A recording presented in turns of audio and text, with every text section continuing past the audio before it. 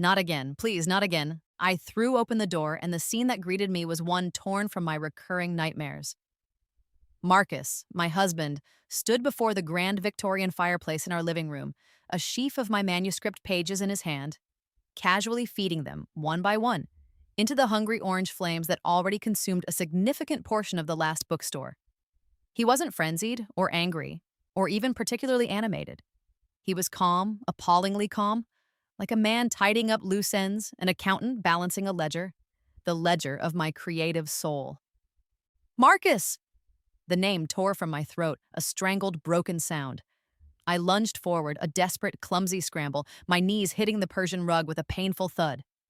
My hands, heedless of the searing heat, darted towards the grate, batting at the burning pages, trying to salvage something, anything from the inferno. The edges of the paper bit at my fingertips, tiny, vicious burns. What are you doing? Stop it! That's my novel!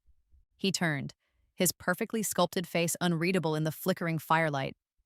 He held up a hand, not to strike, but to halt me, as one might calm a hysterical child.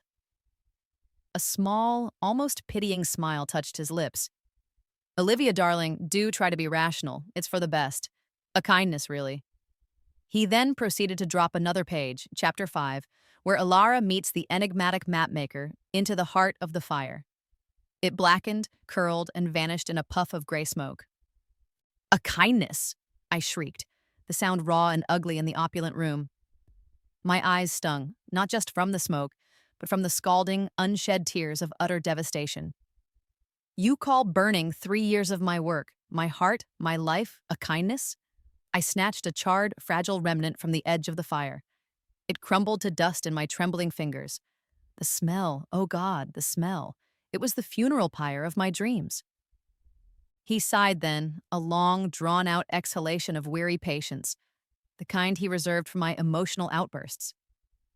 He took a deliberate sip from the crystal tumbler of amber liquid, probably his finest single malt, that sat on the marble mantelpiece. Let's be honest, Olivia, no one was ever going to publish this. It's sentimental, trite. You have a certain flair with words, I'll grant you, but you lack discipline, focus. This is garbage. Garbage. The word delivered with such casual cruelty struck me harder than a physical blow. This was the third time. The third manuscript he had systematically destroyed. The first, City of Whispers, a collection of interconnected short stories set in a fantastical version of Prague, he'd deemed too niche, too introspective. He'd waited until I was out for the day, then meticulously shredded every page, leaving the confetti of my efforts in a neat pile on my desk. I'd found it and wept until I was hollowed out, a fragile shell of grief. The second, The Alchemist's Daughter, a sprawling historical fantasy. He'd criticized for its lack of commercial appeal and unrealistic female protagonist. That time, he'd made me watch as he fed it, chapter by chapter, into the garden incinerator, the smoke carrying my ambitions away on the wind. I'd screamed then, a torrent of rage and pain until my voice was a ragged whisper. I'd sworn I'd never let him near my work again, and I hadn't, not really. After The Alchemist's Daughter was reduced to ash, I'd taken precautions. Every word I'd written since, every painstaking revision of the last bookstore was saved, duplicated, triplicated. On a tiny, password-protected flash drive, hidden inside a hollowed-out copy of War and Peace on my bookshelf. In the cloud, under an anonymous email address he knew nothing about. He could burn these physical pages, this tangible representation of my labor, but he couldn't truly destroy the story itself. He didn't know.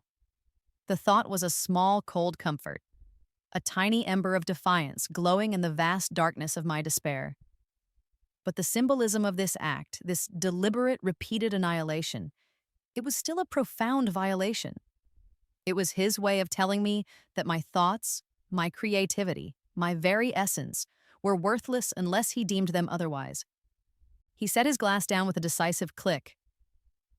Actually, Olivia, I've done more than just dispose of the dross. He walked towards his leather briefcase, which lay open on the Chesterfield sofa. He pulled out a much slimmer stack of papers, neatly bound with a clip. I've taken the central premise, the magical bookstore, which I admit has a certain simplistic charm, and I've improved it. A chilling premonition gripped me. Improved it? Marcus, what are you talking about? What have you done? I've made it marketable, darling, he said, his voice smooth, confident. I've tightened the plot, eliminated the superfluous characters. That dreadful talking cat, for instance, had to go and given it a more compelling, dynamic protagonist. A male protagonist, of course. Audiences connect better with a strong male lead in this genre. He tapped the new manuscript. And the ending? Your original ending was ambiguous, weak. I've crafted something much more satisfying, more cinematic. My blood ran cold. You rewrote my book? I salvaged it, he corrected, a self-congratulatory smile playing on his lips. And the good news is, my agent loves it. He's already sent it out to a few select producers. People I know, people who trust my judgment. He paused, letting the weight of his words sink in. Arthur Jennings is very keen, and Amelia Hayes at North Star Pictures thinks it could be their next big fantasy franchise. They're talking about a fast-track development with me attached to direct, naturally. The room began to spin. The smoke, the heat, the audacity of his betrayal, it was overwhelming. He hadn't just destroyed my work, he'd stolen its bones, twisted its soul, and was now parading it as his own creation. He was profiting from the very thing he'd just declared garbage. You pitched my story, your version of my story, without even telling me? My voice was dangerously low, trembling with a rage that was rapidly eclipsing the shock. He had the gall to look affronted. Our version, Olivia. And why would I tell you? So you could fill my head with your usual romantic notions and unrealistic expectations. I deal with the realities of the industry. You write your little fantasies. It's a perfectly sensible division of labor. He actually chuckled. You should be thanking me. This is your ticket out of obscurity. You'll even get a story by credit. Generous, don't you think? Generous? I choked back a hysterical laugh. You burn my creation, then expect me to be grateful when you offer me crumbs from the feast you've stolen from my table? The unfairness of it, the sheer breathtaking arrogance, was a physical weight on my chest. This wasn't just about a book anymore. It was about my identity, my worth, everything he had systematically tried to chip away at over the years. Oh, don't be so dramatic, Olivia, he said, waving a dismissive hand. You're always so emotional. This is business, and I'm very good at business. He picked up his drink again, a conqueror surveying his domain. Jennings is expecting a call from me tomorrow to discuss potential screenwriters. It's all happening very quickly. The casual cruelty of his triumph, the way he so effortlessly erased me from my own narrative, was the final straw. A wave of dizziness, hot and sickening, washed over me. The edges of my vision began to blur. I reached out, grasping for the mantelpiece to steady myself, my fingers scrabbling against the cold, unforgiving marble. The ornate carving, a cherub with a smug, knowing smile, seemed to mock me. My knees gave way. The last thing I saw before the world dissolved into blackness was Marcus's indifferent face, illuminated by the dying embers of my burning story. The last thing I heard was the faint, distant clinking of ice in his glass. A persistent, dull ache throbbed at my left temple, a rhythmic counterpoint to the chirping of sparrows outside a window I didn't immediately recognize. I groaned, my eyelids fluttering open to a room bathed in the soft, gray light of an early London morning. My first thought was, hospital. Marcus must have called an ambulance after I collapsed. My head injury. Had I cracked my skull? But this wasn't a sterile hospital room. The wallpaper was a faded, slightly peeling Laura Ashley print of cabbage roses, a pattern I'd once adored. The duvet pulled up to my chin was soft, worn cotton, printed with cheerful yellow daisies. My old duvet. My hand flew to my temple, no bandage, no sticky residue of dried blood. Just smooth skin, tender to the touch, but unbroken. Panic, cold and sharp as a shard of ice, pierced through the fog of my confusion. I sat bolt upright, my heart pounding a frantic tattoo against my ribs. My gaze darted around the small, cluttered bedroom, the rickety pine bookshelf overflowing with dog-eared paperbacks, the chipped ceramic mug on the nightstand, likely holding the dregs of last night's chamomile tea. The ancient, wheezing laptop perched precariously on a stack of literary journals on the small desk by the window. This wasn't just a room from my past. This was the room. My tiny rented room in a shared flat in Earl's Court. The one I'd lived in 5 years ago, right after university, when I was a wide-eyed editorial assistant at Finch and Sparrow Publishing. Before Marcus. Before the grand house, the loveless marriage, the systematic destruction of my creative spirit. No, I whispered, my voice hoarse. This can't be. It had to be a dream, a vivid, delusionary side effect of a concussion. Perhaps I was in a coma, my mind conjuring this elaborate, strangely comforting tableau from my past. I scrambled out of bed, my bare feet landing on the familiar cool of the painted floorboards, a shiver tracing its way up my spine. The clothes slung over the back of the desk chair, a pair of faded jeans, a slightly misshapen woolen cardigan, were mine. My old clothes. The ones I'd practically lived in during that first year in London. My reflection in the cracked wardrobe mirror was a ghost. Younger, yes, by 5 years. The lines of exhaustion and unhappiness that Marcus had etched around my eyes and mouth were gone. My hair was longer, less styled, the way I used to wear it. There was a hesitant, almost hopeful light in the eyes that stared back, a light I hadn't seen in years. I stumbled toward the desk, my legs unsteady. The laptop. If this was real, the date on the laptop. With trembling fingers, I lifted the lid. It took an eternity to boot up, its ancient hard drive groaning in protest. Finally, the desktop flickered into view, a cheesy motivational poster of a kitten hanging from a branch, captioned, "Hang in there." A default image I'd never bothered to change. In the bottom right corner of the screen, the date glowed softly, May 17th, and the year, displayed in small, unassuming digits, was 5 years prior to the day my world had gone black by the fireplace. A strangled sob escaped my lips. It wasn't a dream. It wasn't a hallucination. It was impossible. Time travel, rebirth. The concepts were so fantastical, so divorced from reality, that my mind struggled to grasp them. Yet the evidence was all around me, irrefutable, tangible. The very air in the room smelled different. A faint mix of dust, old books, and the cheap lavender polish I used to use on the furniture. I needed proof. Undeniable proof that went beyond my own senses, my own fractured memories.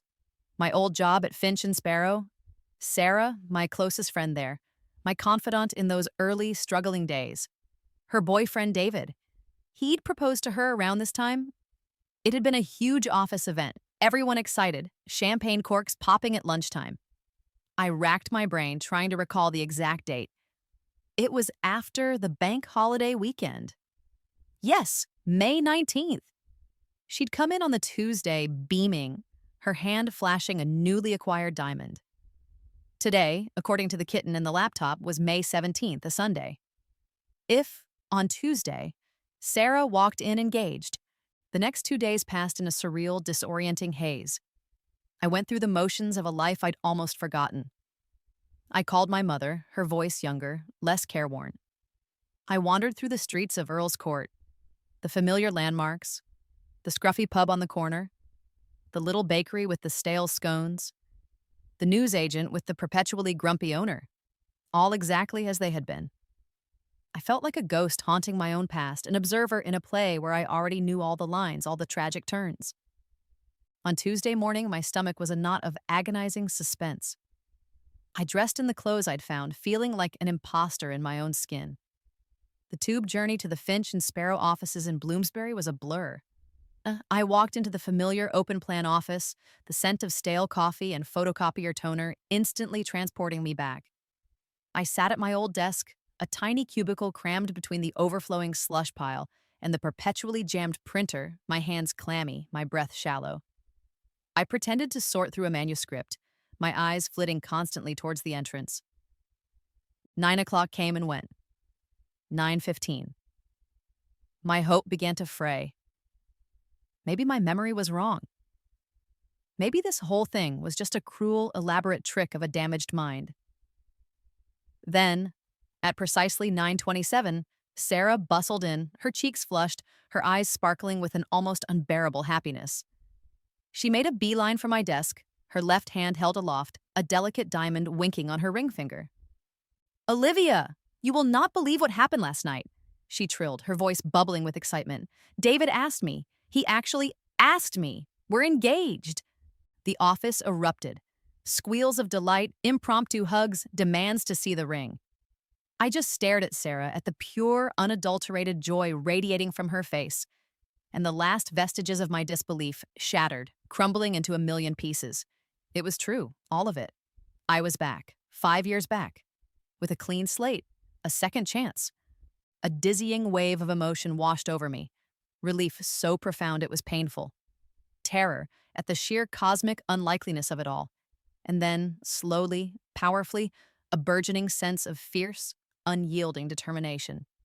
I had been given an impossible gift, a chance to undo the mistakes, to avert the tragedies, to reclaim the life that Marcus Thorne had so systematically tried to extinguish.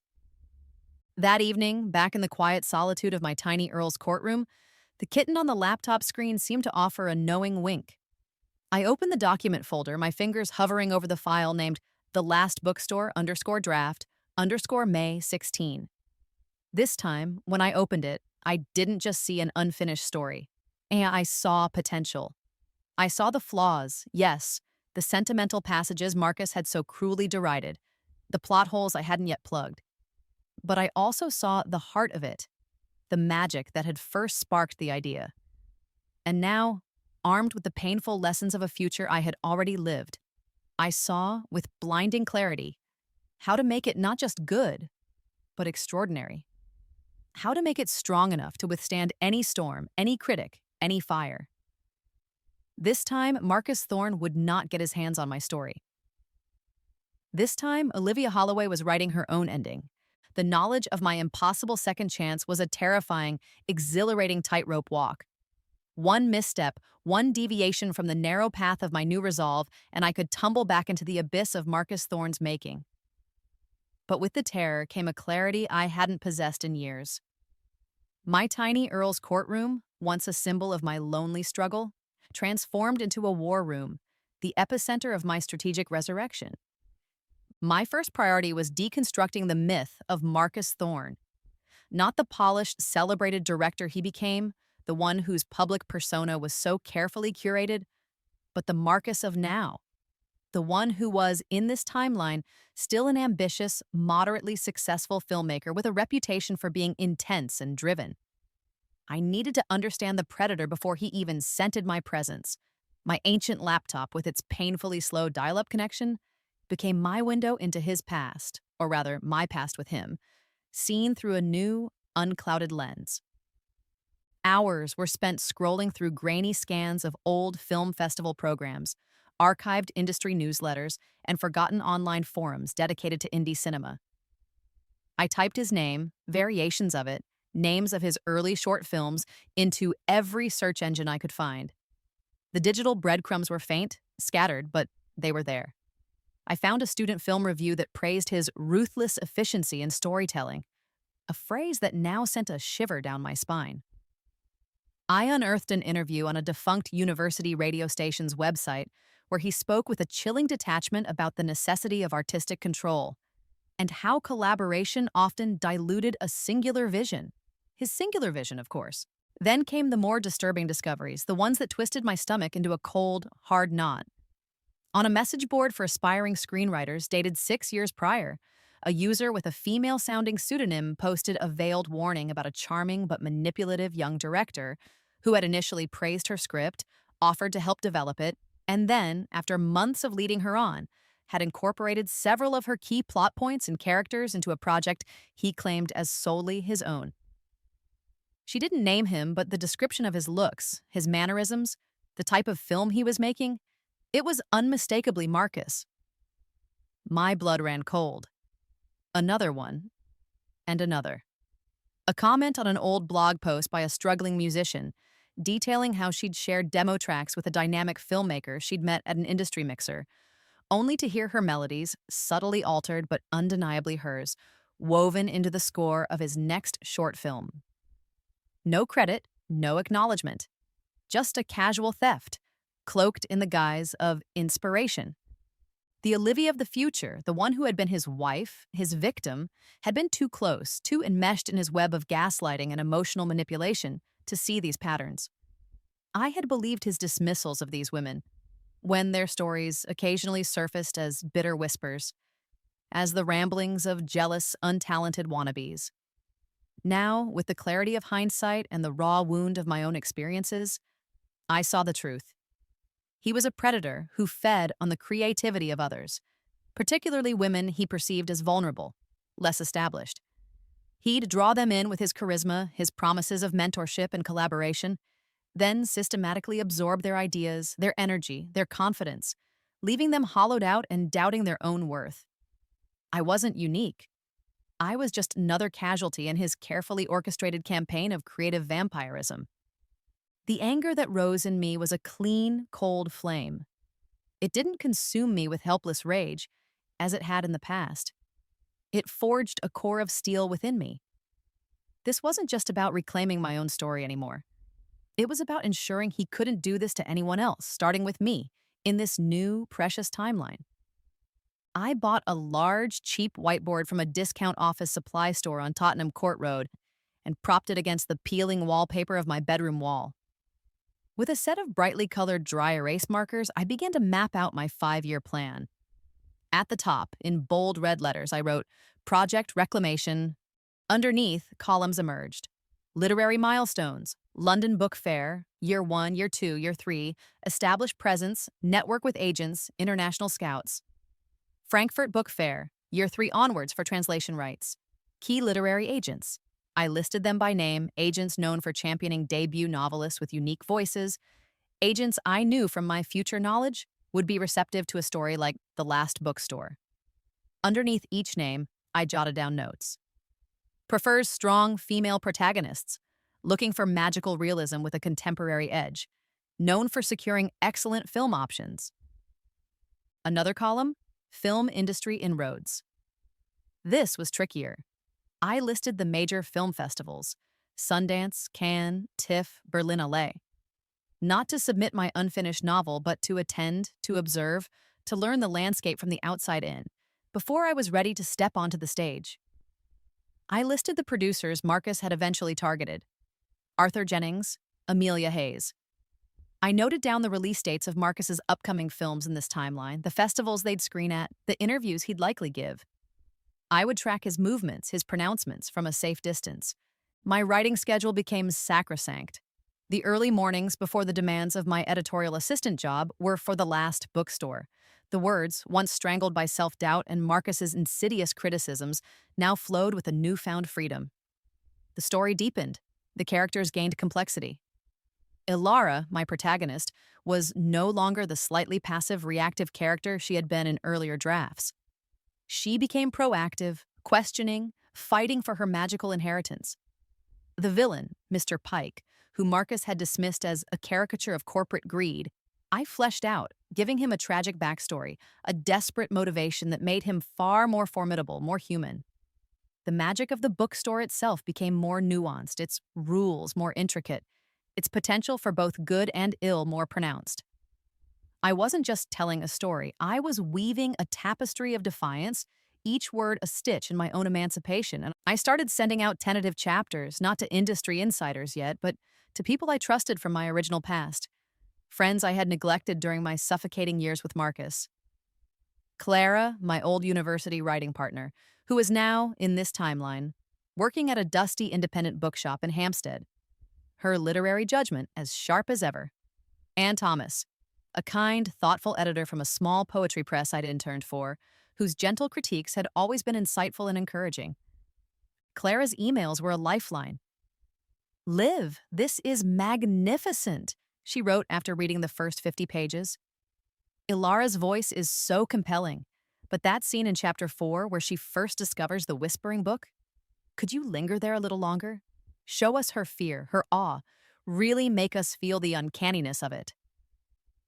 Thomas, more reserved, focused on the prose. "Some beautiful passages here, Olivia. Watch out for a tendency towards overly elaborate sentence structures in the descriptive sections. Sometimes, simpler is more powerful. Let the magic speak for itself.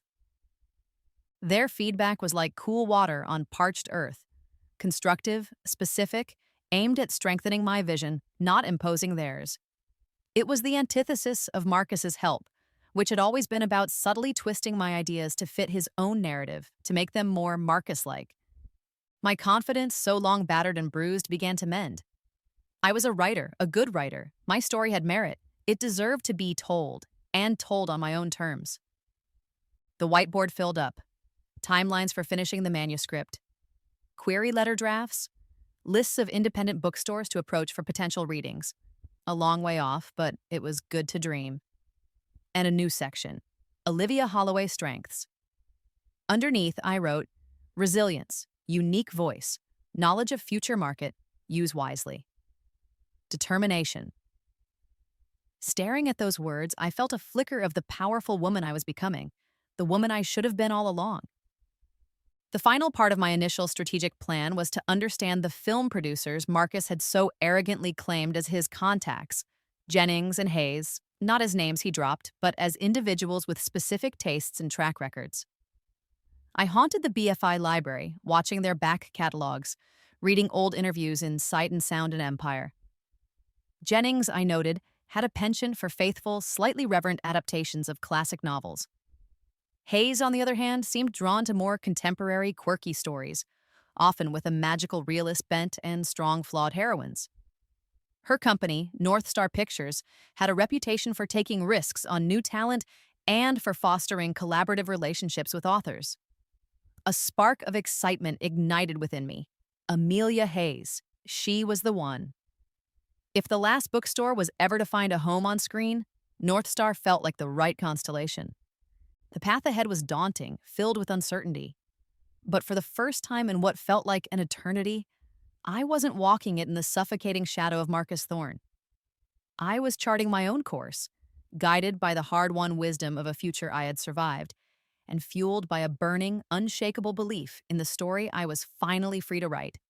The email, when it arrived, felt less like an invitation and more like a summons from a past I was determined to rewrite. Forwarded by my well-meaning, and in this timeline, blissfully unaware, Finch and Sparrow colleague Sarah, it announced the Literary Lions Annual Mixer, a confluence of talent and opportunity.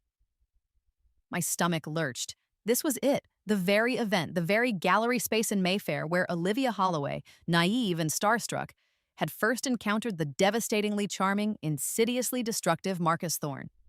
A significant part of me, the part that still flinched from the phantom smell of burning paper, screamed to decline.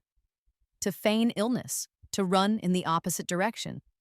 Why willingly walk back into the orbit of the man who had systematically tried to dismantle my soul? But the Olivia who now inhabited this younger body, this second chance, was no longer governed by fear alone. She was armed with foreknowledge, fueled by a cold, hard resolve. Avoiding him wasn't the plan. The plan was to meet him, to face him, but this time as an equal, a strategist, not a victim in waiting.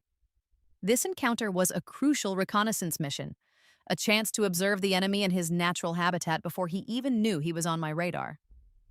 I agonized over my attire for days. The memory of the drab, ill-fitting floral dress I'd worn the first time, chosen in a flustered attempt to look literary and unthreatening, still made me cringe. This time, there would be no sartorial timidity. I chose a tailored trouser suit in a striking shade of emerald green that I'd found on sale in a boutique on Kings Road, a purchase that felt like an investment in my new persona. It was professional, powerful, yet undeniably feminine. I paired it with sleek, pointed heels that added a couple of inches to my height and a subtle smoky eye makeup that made me feel like I could stare down a dragon. My crimson lipstick, a shade I'd named Retribution Red in my head, was the final touch, a slash of defiance. The gallery was exactly as I remembered, a cavernous white space, already thrumming with the self-important buzz of London's literary set. The air was thick with the scent of expensive wine, canapes, and unchecked ambition. Voices rose and fell in animated discussion.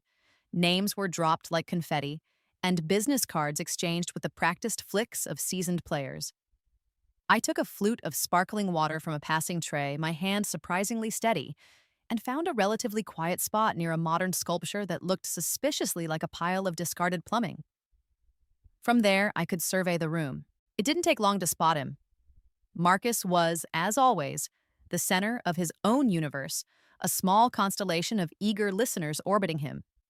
He was leaning against a plinth, one hand gesticulating animatedly as he spoke, the other holding a glass of red wine. His dark hair, artfully tousled, caught the gallery lights. He looked every inch the rising star, the charismatic auteur, and utterly, repellently familiar.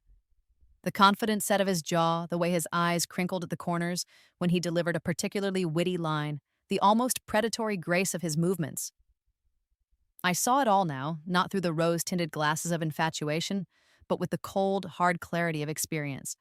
I didn't rush, I let the scene play out, observing his interactions, the way people deferred to him, laughed a little too loudly at his jokes. I needed to reacclimatize myself to his presence, to neutralize the lingering emotional charge his memory still held. When I felt ready, my composure a carefully constructed shield, I began a slow, deliberate circuit of the room, ensuring I would eventually cross his path, but not in a way that seemed too eager, too obvious. He saw me as I passed a huddle of agents discussing a recent seven-figure deal. His gaze, sweeping the room with that proprietary air he had, snagged on me. There was a flicker, not of recognition, of course, but of something else. Appraisal, interest.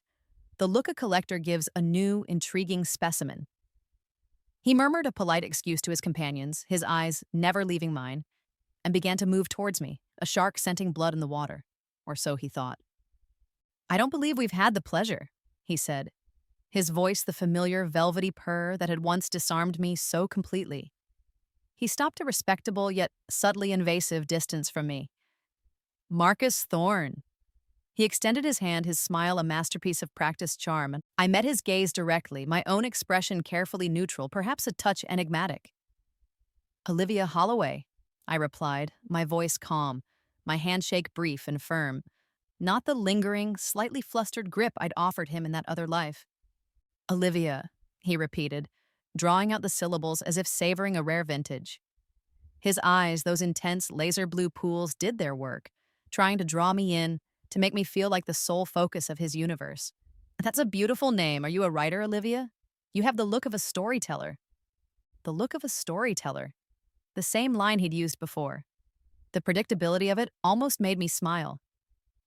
"I am, as a matter of fact," I said, allowing a hint of polite surprise into my tone. "I'm working on my first novel." "Fascinating." He leaned in a fraction, lowering his voice conspiratorially, creating a bubble of intimacy in the crowded room. "You must tell me about it. I'm always on the lookout for fresh talent, for stories that resonate."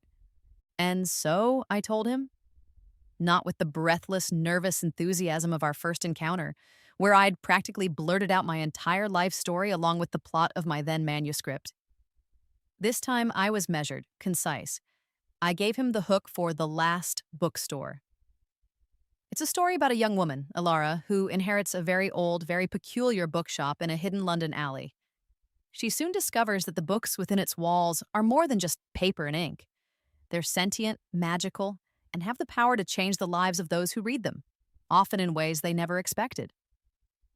I watched him closely as I spoke, observing the subtle shifts in his expression. The initial polite attentiveness, the flicker of genuine intrigue when I mentioned the magical element, and then the almost imperceptible narrowing of his eyes, the slight purse of his lips, as the mental cogs began to whir.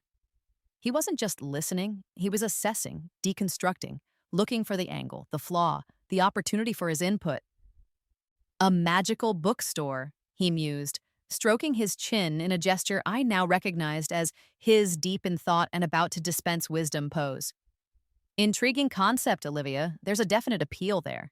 But the market for pure fantasy, especially from a debut, can be challenging. Have you thought about grounding it more? Perhaps a contemporary thriller element? The protagonist stumbles upon a conspiracy hidden within the books, something that threatens the real world." He paused, his eyes gleaming. "And the magic itself, it needs clear rules, limitations, and consequences. Real, visceral consequences." Audiences need to feel the stakes. Perhaps there's a dark side to the magic, a price to be paid for wielding it. It was almost verbatim the kind of improvements he'd later make to my burned manuscript, the kind that stripped away the heart and soul of my story and replaced it with his own brand of cynical commercialism. He was already, within minutes of meeting me, trying to reshape my narrative, to plant his flag on my creative territory.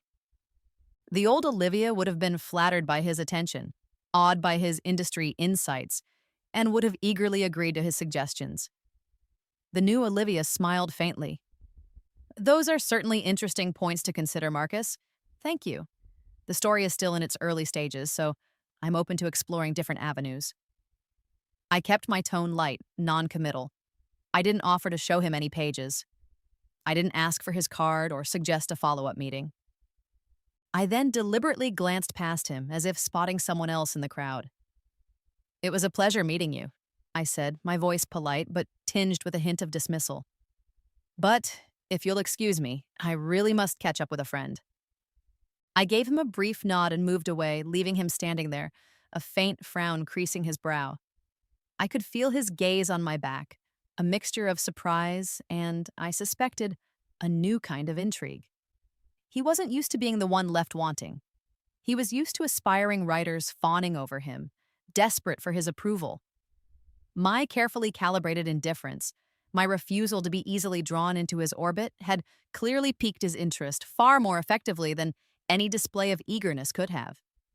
His pursuit when it came was indeed more aggressive than in the original timeline. Not desperate, not yet, but certainly more persistent. 2 days later, an email, more effusive than the first one he'd sent me years ago. He'd been utterly captivated by our brief conversation. He had a number of concrete ideas that he was convinced could elevate my project to another level. He suggested lunch, not just coffee. I played a careful game. I agreed to a coffee eventually, after a polite delay, citing a busy schedule.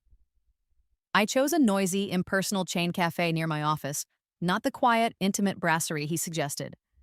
I let him talk, steering the conversation towards his projects, his experiences in the film industry, his much-vaunted connections. He spoke of Arthur Jennings with reverence, of Amelia Hayes with a proprietary air, as if she were already a pawn in his grand career strategy. He dropped names, recounted anecdotes of industry power plays, all designed to impress me, to demonstrate his influence. I listened, absorbing every detail, every nuance, like a spy on a covert mission. He was, unwittingly, providing me with a detailed map of the very landscape I intended to conquer without him. He pressed for details about my novel, for pages he could read.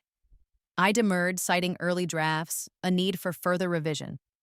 I kept him at arm's length, feeding him just enough polite interest to keep him engaged, but never enough to give him any real purchase on me or my work.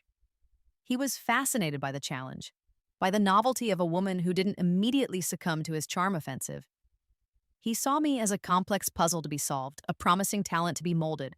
By him, of course. He had no idea that the game we were playing was one I had already lived through, and this time I knew all the rules, all the moves, and precisely how to win. I was gathering intelligence, using his ego, his relentless pursuit as a tool. He thought he was the hunter. He was about to discover he was merely a stepping stone.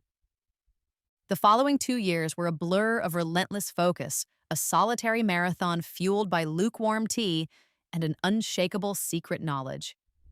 My little Earl's courtroom, with its perpetually thrumming radiator and view of a grimy brick wall, became my fortress. Inside, I wasn't just rewriting the last bookstore. I was rewriting my destiny, one carefully chosen word at a time. The manuscript grew, not just in length, but in depth and complexity. The lessons from my future life, the sting of Marcus's criticisms, the valid ones, stripped of their cruelty, and the insightful feedback from Clara and Thomas, all coalesced into a story that was far richer, far more resonant than the version he had so contemptuously consigned to the flames. Ilara, my protagonist, was no longer a passive observer of the magic around her. She grappled with its responsibilities, its seductive dangers, its profound moral ambiguities. The enchanted books themselves became characters, their whispered secrets holding both solace and peril. The world of the novel expanded, its mythology deepened. I wrote with a ferocity I hadn't known I possessed, driven by a deadline only I was aware of. The ticking clock of my own past, the imperative to have a finished, polished manuscript ready before the Marcus of this timeline could fully insinuate himself back into my professional or personal life.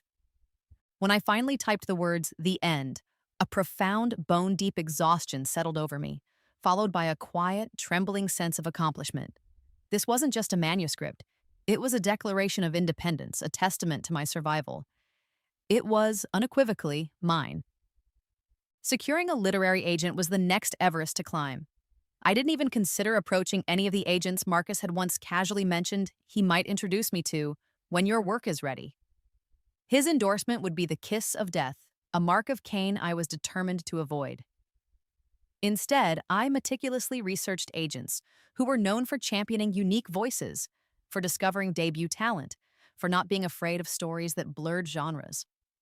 My future knowledge provided a few key names, agents who had, in the intervening 5 years of my lost life, risen to prominence. The query letters went out, dozens of them, each one a carefully crafted distillation of my novel's soul, accompanied by the requisite sample chapters. The rejections began to trickle in, then flood. Polite form letter dismissals that stung despite my best efforts to remain detached. Not right for our list at this time. We wish you the best of luck placing your work elsewhere. Each one was a small pinprick to my fragile, newly won confidence. Doubts, those insidious whispers Marcus had so skillfully cultivated, began to creep back in. Maybe he was right. Maybe it is just sentimental fluff. Then, an email with a subject line that made my heart stop. Query, The Last Bookstore, Olivia Holloway, request for full manuscript. It was from Sarah Chen, a young, dynamic agent at a boutique agency, someone who, in my other life, had become a rising star, known for her fierce advocacy for her clients. I'd specifically targeted her, remembering a glowing review from an author she'd plucked from obscurity. I sent the full manuscript with trembling hands, then spent 3 agonizing weeks jumping every time my phone buzzed. Finally, another email from Sarah Chen. Dear Olivia, I started The Last Bookstore on Friday evening and finished it at 3 a.m. on Saturday. I haven't been this excited by a debut novel in years. The world you've built is captivating. Alara is a wonderfully complex heroine, and the magic feels both fresh and timeless. I would be honored to represent you. Can we meet next week? The meeting took place in her small, bright office in Soho, books stacked on every available surface. Sarah Chen was a whirlwind of energy and enthusiasm, her passion for The Last Bookstore radiating from her. She didn't talk about changing its core or making it more commercial in the way Marcus had. She spoke of its strengths, its unique appeal, its potential to find a wide readership. This story has a soul, Olivia, she said, her dark eyes shining. And my job is to make sure the world gets to experience it. We signed the agency agreement right then and there, a celebratory cup of tea sealing the deal. For the first time, I had a true champion, someone who believed in my vision, not someone who wanted to co-opt it. Navigating the submission process with Sarah was an education. My future knowledge gave us a subtle edge. I knew which editors at which publishing houses were actively looking for the kind of magical realism I'd written, which imprints were taking more risks. We compiled a carefully curated submission list, targeting editors who I knew, from my lost future, had a track record of loving and successfully publishing books like mine. Meanwhile, my carefully managed, infrequent interactions with Marcus continued. An occasional brief coffee when he was in town between film projects, a polite exchange at an industry event we both happened to attend. I kept him at a distance, feeding him carefully edited, vague updates about my writing progress, allowing him to believe he was still a peripheral mentor figure. He'd offer unsolicited advice, name-drop producers he was currently schmoozing, blissfully unaware that I was meticulously cross-referencing his pronouncements with my own research, gathering intel. He'd often say things like, "Don't even bother sending your type of whimsical stuff to a place like Kingfisher Press, Olivia. They only want gritty thrillers. You need someone who gets you, like I do." I'd just nod and smile, knowing that Kingfisher Press was, in fact, at the top of Sarah Chen's list for me based on a new, ambitious editor who had recently joined them. The offers for the last bookstore began to arrive, not with a trickle, but with a surprising, exhilarating rush. Sarah Chen's phone seemed to be ringing off the hook. And yes, Kingfisher Press was among the first to express serious interest, along with several other prestigious houses, some of whom Marcus had, in our previous life, confidently asserted were completely out of your league, darling. The manuscript went to a heated, multi-publisher auction. It was a week of dizzying phone calls, escalating bids, and sleepless nights. Sarah was a tigress in negotiations, fighting for the best possible terms, for creative control, for marketing commitments. And then, the final call. "Olivia, are you sitting down?" Sarah's voice was electric. "We have a deal, a six-figure deal, Olivia, with Crown Helix, one of the biggest, most respected publishers in the UK. They're planning a massive lead title launch." Crown Helix. I could barely breathe. The advance was more money than I'd ever dreamed of earning. But it wasn't just about the money, it was the validation, the belief. News of the book deal spread through the publishing world like wildfire. Marcus inevitably heard about it. His congratulatory phone call was a masterpiece of feigned enthusiasm and subtle possessiveness. "Olivia, darling, stupendous news. I always knew you had it in you. My little protege finally spreads her wings." He laughed, a sound that grated on my nerves. "You must let me take you out to celebrate. We can talk about how my early guidance helped you find your way." "Thank you, Marcus," I said, my voice coolly polite, a carefully constructed wall against his encroaching ego. "I certainly appreciate the encouragement you offered when I was just starting out." It was a very competitive auction, actually. Crown Helix had a wonderful vision for the book. I subtly but firmly redirected the credit to where it belonged. My agent, the publisher, and, implicitly, myself. His attitude began to shift then. The condescending mentorship act started to fray around the edges, replaced by a more overt, almost desperate need to associate himself with my burgeoning success. He'd mention in interviews when asked about upcoming literary talent, "Oh, Olivia Holloway? Yes, a very promising writer. I've been mentoring her for some time. Delighted to see her finally get her break." If we were at the same industry event, he'd make a point of being photographed near me, his arm casually draped over my shoulder as if we were a creative team. I learned to deftly sidestep these maneuvers, to issue quiet, firm corrections through my publicist to create a polite but unbridgeable distance. And then, as the advance buzz for the last bookstore began to build, even before its publication, something else started to happen. Emails began arriving in Sarah Chen's inbox, not from Marcus or through his channels, but directly to her, from film scouts, from development executives at production companies. They'd heard about the book, about the auction, about the unique story. They wanted to read the manuscript. Among the inquiries were names that made my heart skip a beat: Arthur Jennings' company. And most notably, a senior executive from North Star Pictures, Amelia Hayes's highly respected production house. The very people Marcus had boasted of courting, the ones he'd intended to approach with his bastardized version of my story. Now, they were coming to me, drawn by the legitimate heat and artistic integrity of my own independently achieved success. A slow, triumphant smile spread across my face as Sarah read out their names. Marcus had tried to burn my story to the ground. Instead, phoenix-like, it was rising from the ashes, capturing the attention of the very people he'd sought to impress, and it was doing so entirely on its own terms, under my name, through my efforts. The game was far from over, but this round, unequivocally, was mine. Publication day for the last bookstore dawned crisp and bright, a London autumn morning that felt charged with a nervous, electric energy. Waking in my small Earl's Court flat, a place I still cherished for its role in my rebirth, I felt a tremor of disbelief. This was it. After years of secret toil, of battling demons both internal and external, my story was about to step out into the world, naked and vulnerable, yet also, I hoped, resilient and true. Holding the first finished copy, delivered by a breathless courier from Crown Helix the evening before, had been an almost religious experience. The weight of it in my hands, the smooth, matte finish of the cover art, a subtly magical depiction of Alara standing before the enchanted shop, the crisp smell of new paper and ink, my name, Olivia Holloway, printed in elegant serif beneath the title.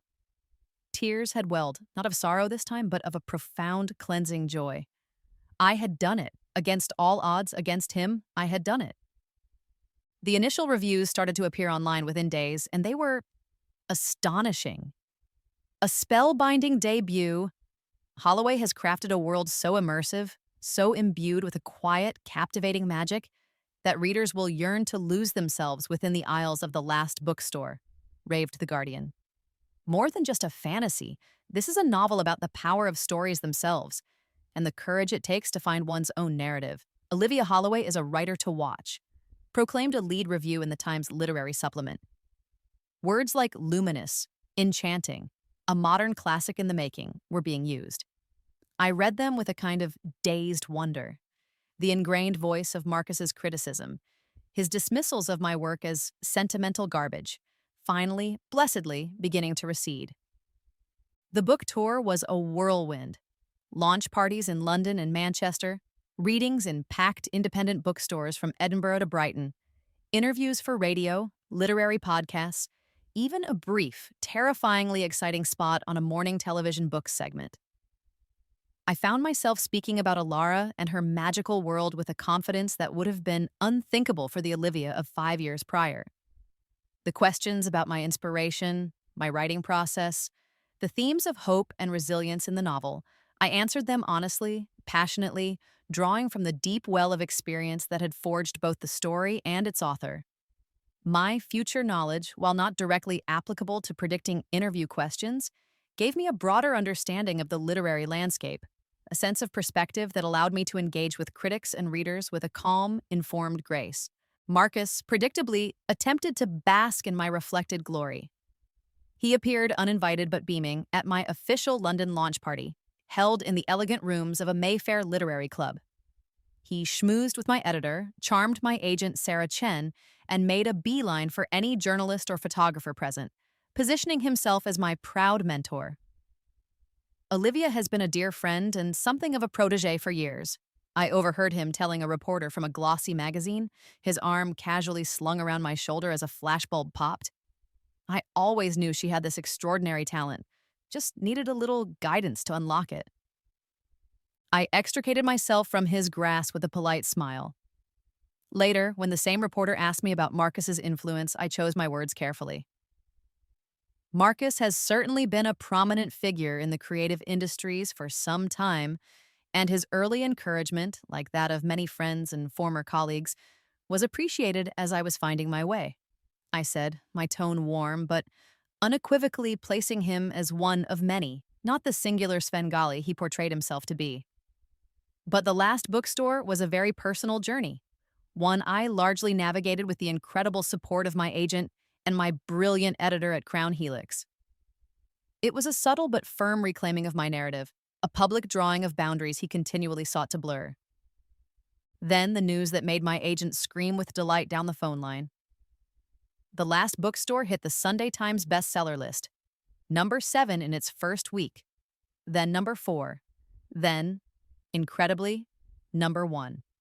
It stayed there for 3 consecutive weeks. The book wasn't just a critical darling, it was a commercial phenomenon. Readers were connecting with Alara's journey, with the magic of the little shop, in a way that surpassed my wildest dream. My little story, the one Marcus had tried to extinguish, was now a beacon. And with that kind of success, the already simmering film interest boiled over. It was no longer just polite inquiries from film scouts. It was serious, concerted pursuit from major production companies, both in the UK and increasingly from Hollywood.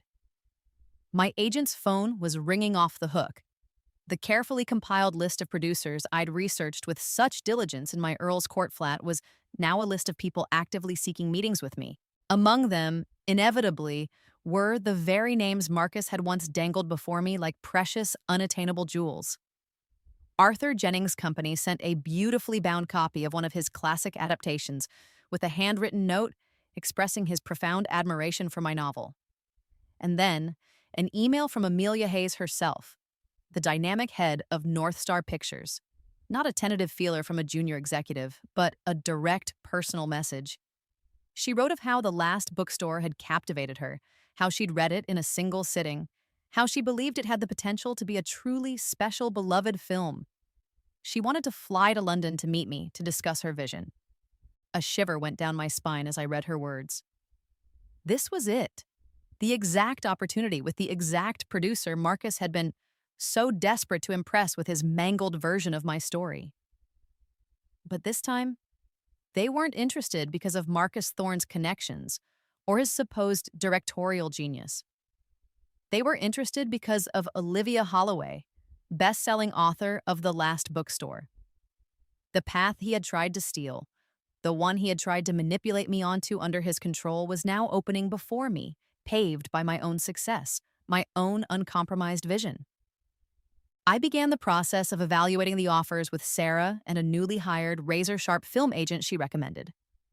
We looked beyond the financial terms, scrutinizing each company's track record with literary adaptations, their relationships with authors, their willingness to grant creative input.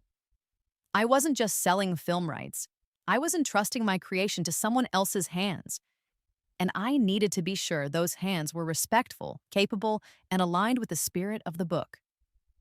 Marcus watched all of this from the sidelines, his frustration growing with every fresh news item about my success, every glowing review, every mention of escalating film interest. His own latest film, a gritty, self-consciously dark thriller, had underperformed at the box office and received lukewarm reviews. The contrast between my soaring trajectory and his stagnating one was not lost on him or on the industry gossips. His attempts to associate himself with my work became more desperate, more blatant.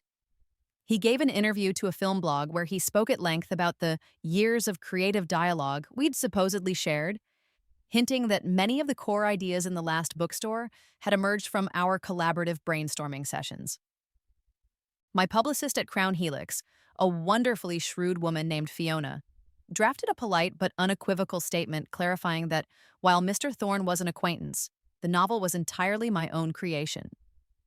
We didn't engage in a public spat. That would only give his claims more oxygen. Instead, we focused on celebrating the book's success, on my voice, my story. But Marcus's resentment was a palpable thing, a sour note in the symphony of my triumph. He started making disparaging remarks about my work to mutual acquaintances, comments that inevitably found their way back to me. It's a charming little trifle, of course, but hardly groundbreaking. Or, she's very lucky the market for that sort of sentimental escapism is so strong right now. I learned to let these barbs slide off me. His bitterness was a testament to his own insecurity, his own diminishing power in the narrative of my life. I was Olivia Holloway, the best-selling author. He was rapidly becoming a footnote in my story, a bitter, fading echo of a past I had not just survived, but triumphantly transcended.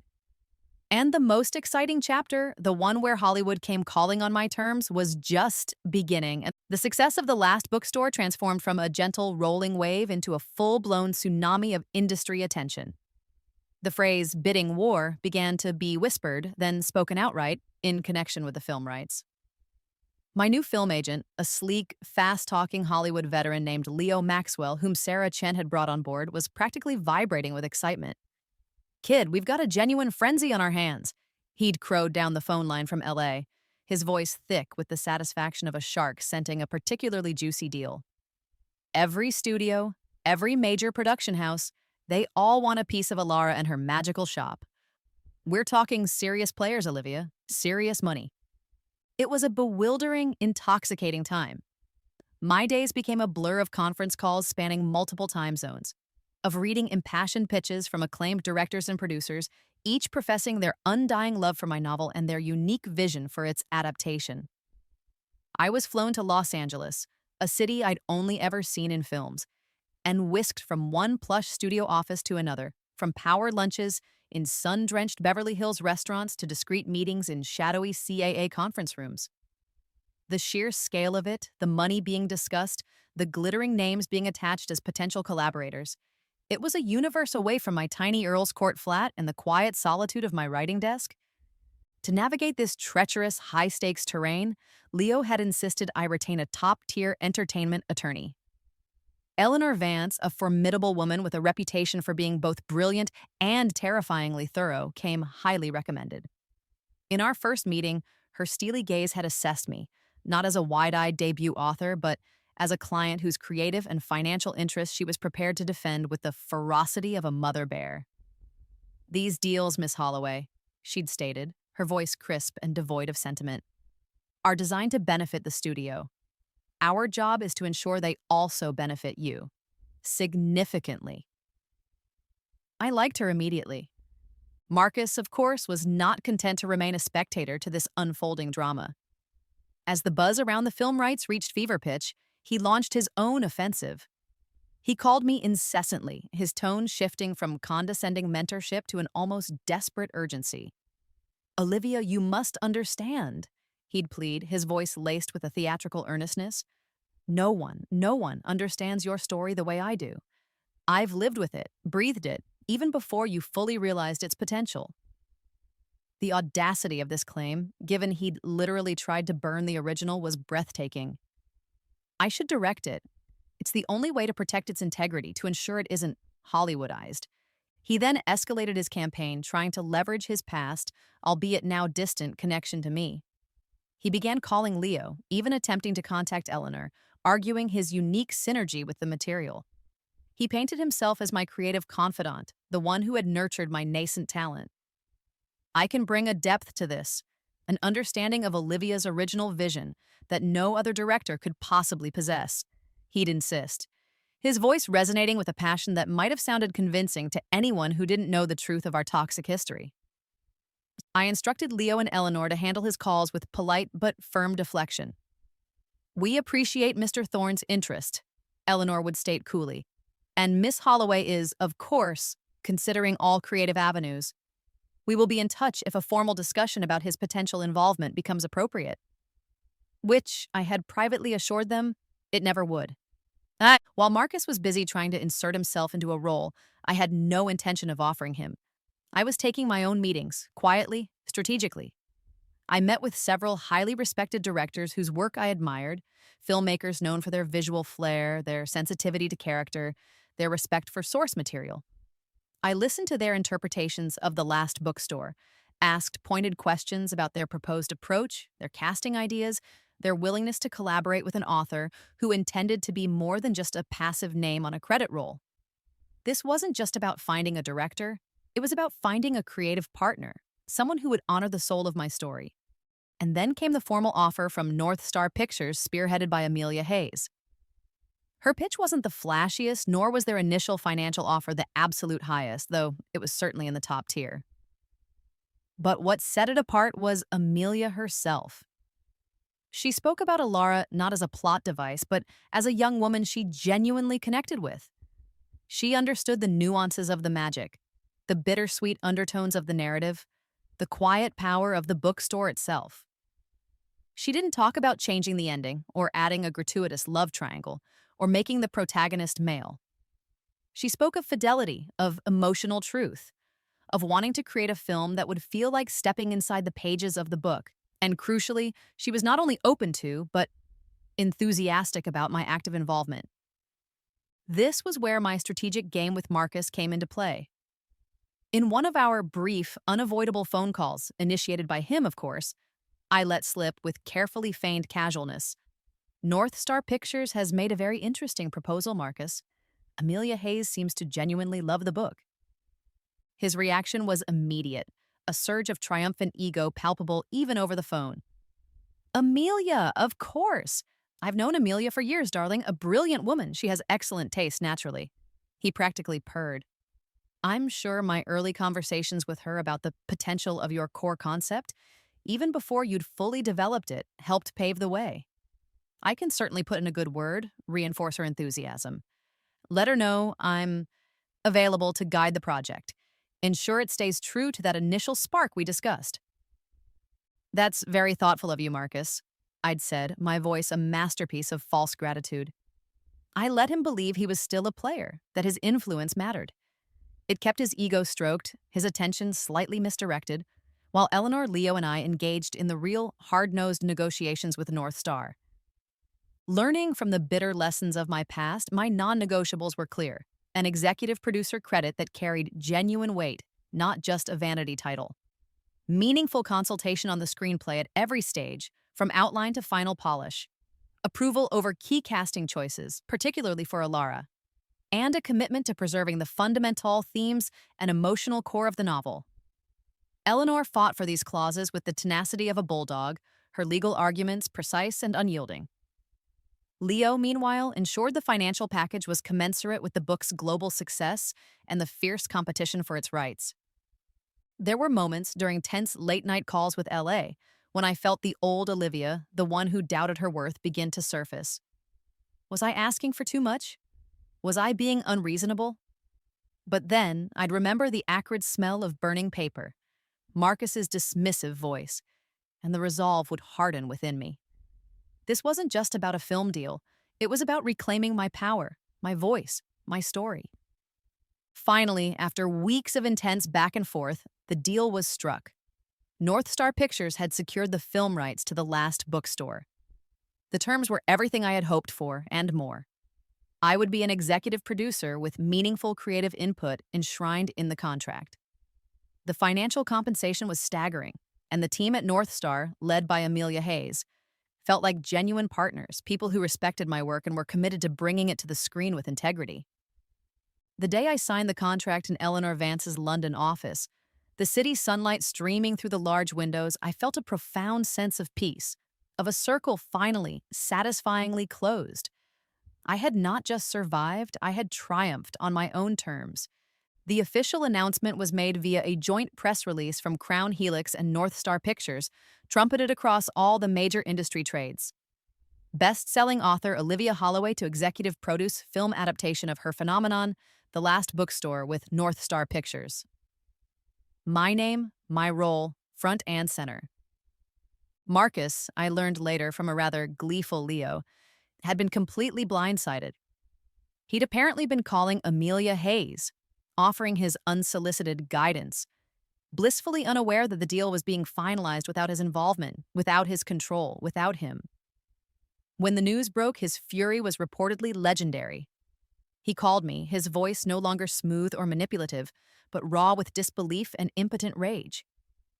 "You signed with North Star without me? After everything I did to connect you with Amelia?" "The deal was concluded this morning, Marcus," I stated, my voice calm, betraying none of the quiet satisfaction that was singing through my veins. Amelia and her team presented the most compelling vision for the film, and their commitment to authorial involvement was unparalleled. It was the best decision for the book. A strangled sound came down the line. "But I was supposed to direct. I was supposed to be the one shaping it. You used me."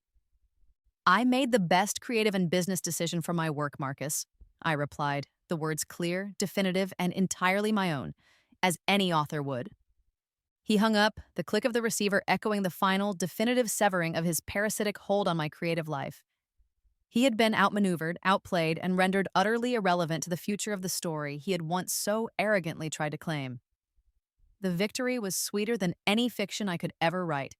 The party to celebrate the North Star Pictures deal for The Last Bookstore was exactly the kind of glittering, champagne-fueled affair that the Marcus of my previous life would have reveled in, holding court, soaking up the adulation. It was held at a chic rooftop bar in Soho, the kind with panoramic views of the London skyline, fairy lights twinkling like fallen stars, and an endless parade of perfectly crafted canapés. Industry power players mingled with literary lions, agents clinked glasses with producers, and the air buzzed with the intoxicating hum of success. My success. I stood near the edge of the terrace, a flute of sparkling elderflower press in my hand. I needed my wits about me tonight, accepting congratulations. My agent, Sarah Chen, and my film agent, Leo Maxwell, flanking me like a protective honor guard. I felt a strange sense of calm, a detached amusement almost, as I navigated the effusive compliments and shrewdly veiled inquiries. I was no longer the nervous, easily overwhelmed ingenue. I was Olivia Holloway, executive producer, the architect of my own narrative, and I knew, with an unshakable certainty, that Marcus would make an appearance. He wouldn't be able to resist. He arrived late, a calculated entrance designed to draw attention. But the room, once his for the commanding, merely offered a polite ripple of acknowledgement before returning to its myriad conversations. He looked diminished. His usual bespoke suit seemed a little looser, his artfully disheveled hair a touch more genuinely unkempt. There were shadows under his eyes that his practiced charm couldn't quite conceal. He spotted me, his gaze homing in like a heat-seeking missile, and began to weave his way through the throng, his progress less a confident glide and more a determined shoulder barge. "Olivia," he said, his voice tight, devoid of its usual silken persuasion when he finally reached me. Sarah and Leo tensed, but I gave them a subtle, reassuring nod. "We need to talk, privately." I inclined my head. "Of course, Marcus." I led him away from the main throng towards a secluded corner of the terrace, shielded by a large potted olive tree, the distant sounds of the party a muted backdrop to the confrontation I knew was inevitable and for which I was finally, utterly prepared. He rounded on me the moment we were out of earshot, his composure cracking. "You played me, Olivia, right from that night at the Lions Mixer. All that coy innocence, that supposed deference. It was all an act, wasn't it? You used me for my contacts, for my knowledge of the industry." His voice was raw with accusation, with the wounded pride of a master manipulator who has been outmaneuvered at his own game. I met his furious gaze with a calm I didn't have to feign. "Your insights into the industry were illuminating at times, Marcus, I'll grant you that. And some of the names you so generously dropped certainly helped me understand the landscape." I took a deliberate sip of my drink. But let's be very clear, the last bookstore got this deal, this success, because it's a good story, well told. My story, my work. Not because of any doors you imagine you opened for me. He scoffed, a harsh, bitter sound. "Don't insult my intelligence. You always seem to be one step ahead. You knew who to talk to, what they wanted to hear. It was uncanny. As if you'd seen the playbook before the game even started." He stared at me then, a strange, unsettled expression dawning in his eyes, a flicker of something that looked almost like fear. "How, Olivia? How did you know?" This was the moment I could choose to let him believe whatever he wanted or offer him a sliver of the impossible truth, just enough to plant a seed of doubt, of unease, that would perhaps, in some small way, make him question his own infallibility. I smiled, a slow, enigmatic smile that didn't quite reach my eyes. "Let's just say, Marcus," I said softly, "that in another life, under different stars, I learned a great deal about your tactics, your ambitions, your betrayals. Some lessons once learned are never forgotten, no matter how the timeline shifts." His face paled visibly beneath his carefully maintained tan. He took an involuntary step back. "Another life? What are you talking about? That's insane." But the bluster was gone from his voice. He looked shaken, genuinely unnerved.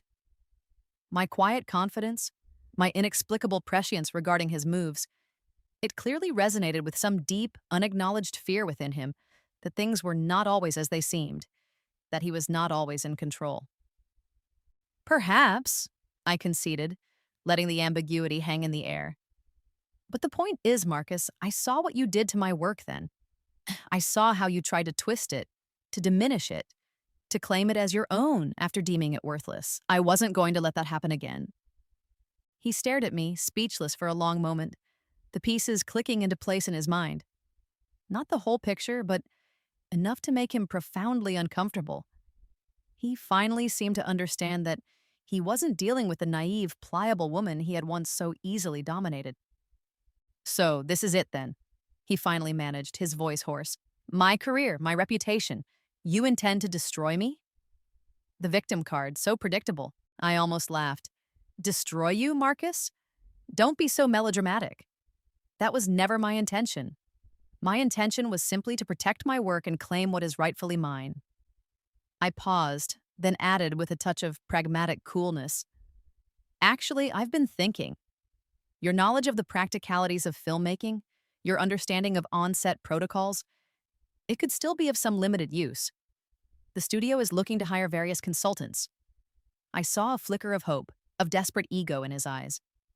I've suggested they might consider you for a very minor, very specific advisory role. A few days on set, perhaps, to consult on some of the more technical period details your early research for your version might have unearthed.